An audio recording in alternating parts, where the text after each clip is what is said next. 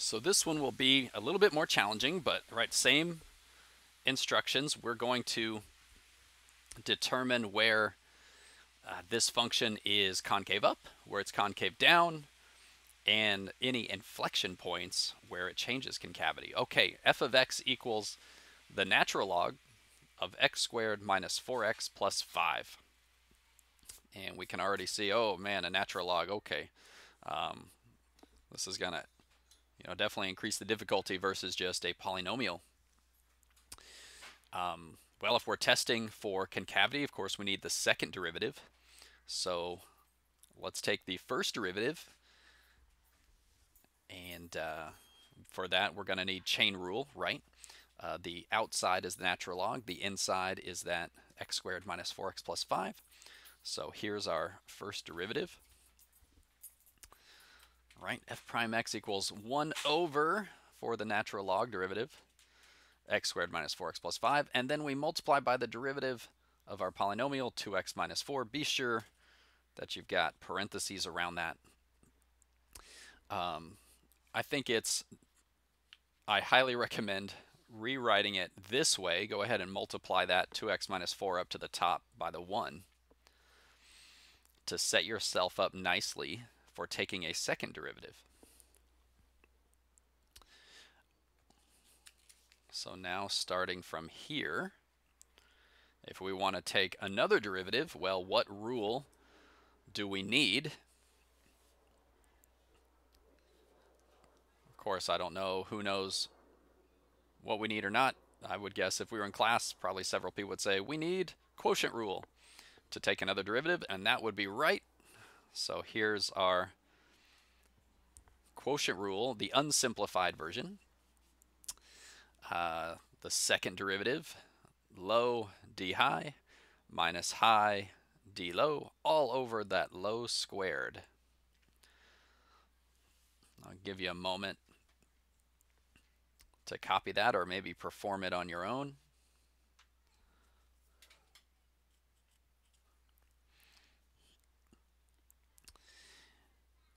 We want to simplify this as much as we can, which really just means the numerator here. We'll multiply it out, combine like terms. And so I take a couple of steps to do that. If we distribute the 2 here for those first couple terms, and if we FOIL here, and we get all of that. One thing to be careful of when you FOIL the second part of this numerator, that negative here is going to distribute to every part. So I recommend put a big set of parentheses there, go ahead and FOIL it, and then you'll know that minus sign needs to apply to everything.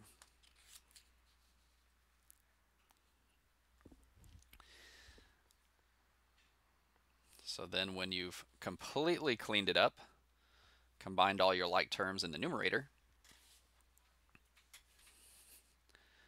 it'll look like this. F double prime of x equals negative 2x squared plus 8x minus 6 all over that denominator, quantity x squared minus 4x plus 5 squared. One thing I want to make a big deal about is we do want to multiply out our numerator and combine like terms. We do not want to multiply out the denominator. Keep it exactly like this, just the quantity squared. We like it like this for where this problem is going next. Okay, so once we're comfortable with that second derivative, which is no small task in itself, then of course we're going to think, hey, where does it equal 0? And where does it not exist? So I'm just going to go ahead and do these one at a time because both of them take a bit of work. So where does this second derivative equal 0? Well, if you remember in 4.1, if you've got a big fraction like this and you're setting it equal to 0, you might just say, you know what, that's where the numerator equals 0. If a fraction equals 0, then the numerator must equal 0. And so you can begin simply by saying, okay, that's where negative 2x squared plus 8x minus 6 equals 0.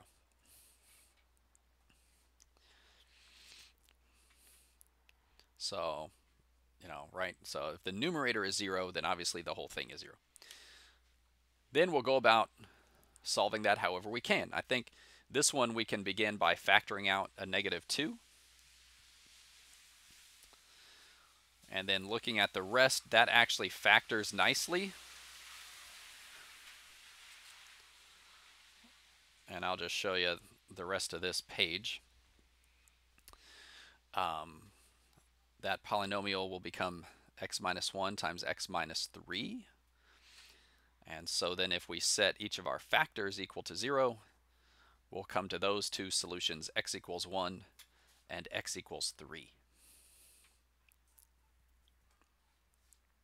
Okay, so we're going to go to a new page, but keep these in mind.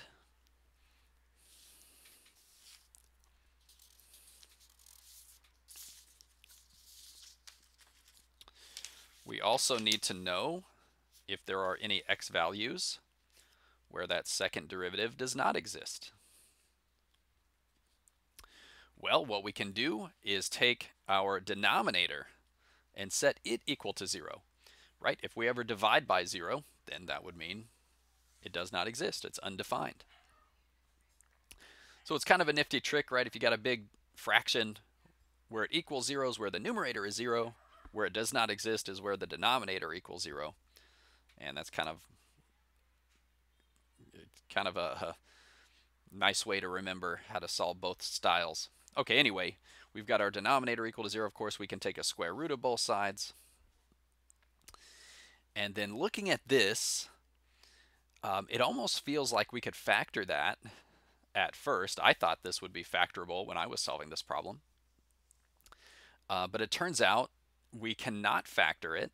We can't get the positive negative to work out the way that it should. So I thought, okay, well, if it can't be factored, then we're going to have to use, and if we were in class, I'd put this out to everybody.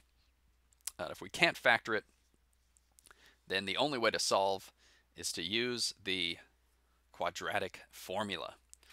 If you guys remember quadratic formula, easy to forget, especially if you've been out of math for a little while, but even if you have been, right, x equals -b plus or minus square root b squared minus 4ac, all divided by 2a. So let's go ahead and apply the quadratic formula here. My b is -4, right? My a is 1, I guess I should say. B is -4, c is 5.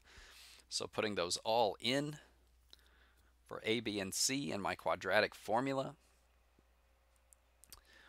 will get us x equals -4 plus or minus the square root of -4 squared minus 4 times 1 times 5. All of that is over 2 times 1. And if we start to simplify this, a couple things simplify nicely, but what's inside that square root? And it turns out we've got 16 minus 20 gives us -4 inside the square root. Well, if you've got the square root of a negative, then, hopefully we all recognize that's an imaginary number. In calculus, we only deal with real numbers. So as soon as we see there's an imaginary there, and we're talking about graphs, right? Then we're going to say, well, we're just done right there. So the only solutions for x are imaginary. We're looking for real numbers. So there are no x values that cause the second derivative to not exist. Okay. So that didn't lead us to any additional x values. The only ones we have are the 1 and the 3. So we're going to go to our domain line. Here the domain is, again, -infinity to infinity.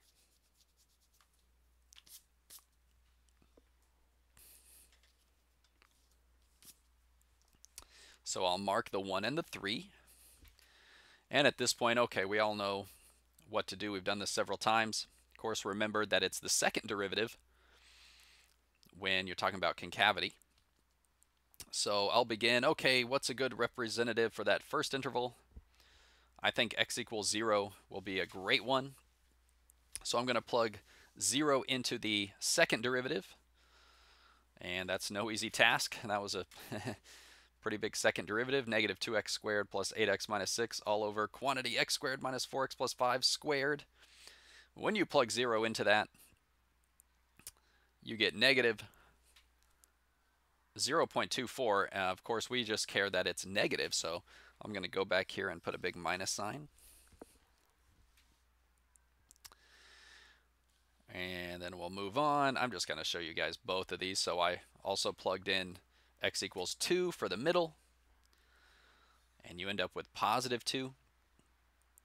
I plugged in 4 for that last interval, and just so happened to give negative 0.24 again. So at this point, if we go ahead and just fill those out, I recommend checking these yourself, and it's just to get used to the process. A lot happens in the mind when you go through these steps on your own. Even though we're just plugging in a number, it's driving home. It's driving home the nature of the problem, and it'll be much easier to remember what to do. But in the end, we're looking for positive or negative result. There we go. So we can answer the first part of the problem. Where it's negative, of course, we're concave down. Where it's positive, we're concave up. So I had to spill over here to the next page. There it is. F of x, we always are talking about the original function when we're talking about concave up and concave down. F of x is concave up between 1 and 3, there in the middle. F of x is concave down from negative infinity to 1, union 3 to infinity on the outsides, which tells you that we've got 2 inflection points, right? Both at 1 and 3, it changes concavity. So to answer that part of the question, we need to find the y values at 1 and at 3. Which means you need to plug them back into the original. What was that original function? The natural log of x squared minus 4x plus 5. Why are we doing this? Because we want the point. What point is that on the graph? So we take our x values, we put them back into the original, right? When do we plug into the original? When do we plug into the second derivative? When do we plug into the first derivative? And that's all part of understanding what they represent and when do you need each. Well, if you want a y value, of course, you plug into the original. It just so happens that they have the same y value. They're both the natural log of 2. So I'm just going to leave those in the exact form. The inflection points, can I fit this all in the same screen? Yeah, the inflection points are at 1 comma natural log 2 and 3 comma natural log 2.